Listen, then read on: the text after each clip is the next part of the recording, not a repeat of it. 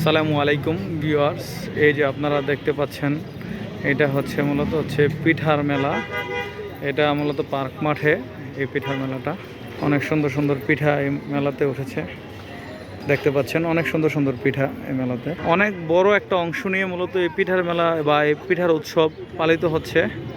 এখানে অনেকগুলা পিঠার ঘরের নাম আছে, জাহানারা কিচেন, ভোলার ঐতিহ্যবাহী পিঠাঘর, টেকেরহাট পিঠা ঘর, অনেক ধরনের পিঠা আছে এবং অনেকগুলো পিঠার ঘর এখনো খালি আছে, হয়তো আসবে।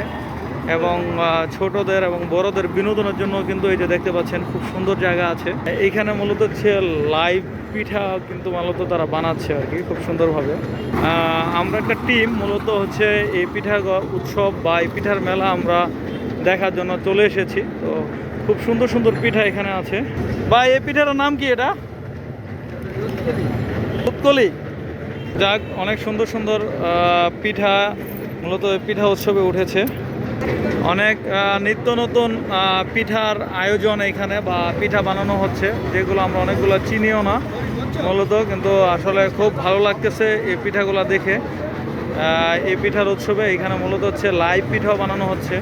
তো অনেক ধরনের পিঠা এখানে রয়েছে, তো খুব ভালো লাগতেছে আসলে এই পিঠা উৎসবে বা এই পিঠা মেলা এসে। এই যে এইখানে দেখা যাচ্ছে নাবিলা পিঠাঘর, আর খুব সুন্দর সুন্দর আসলে পিঠা।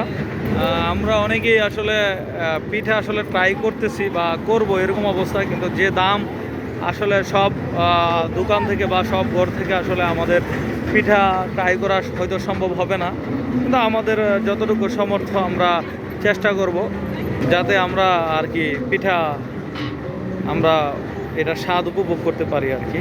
এটা পিঠার লিস্ট, অনেক ধরনের পিঠা। তো যাই হোক, অনেক ধরনের পিঠা আসলে রয়েছে। এখন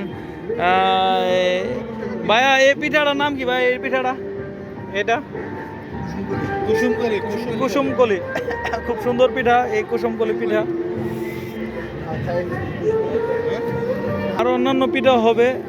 এ মাংস দিয়ে কি পিঠা বানান ভাইয়া?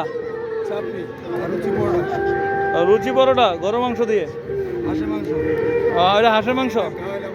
তো যাক, এখানে কিন্তু একটা স্টেডিয়ামের মতো করা আছে। তো যারা যারা এখনো পিঠার উৎসবে বা পিঠার মেলা আসেন নাই, অবশ্যই চলে আসবেন। ওইদিকে আরও আছে, তো ওই পারে আসেন। যাই হোক, এখানে লাইভও কিন্তু চলতেছে। এই যে পিঠা বানানো, লাইভ পিঠা বানানো চলে।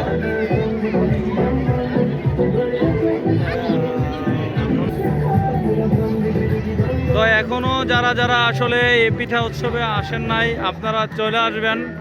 খুব সুন্দর একটি আয়োজন। এই আয়োজন মূলত এই মাঠে সর্বপ্রথম হয়েছে।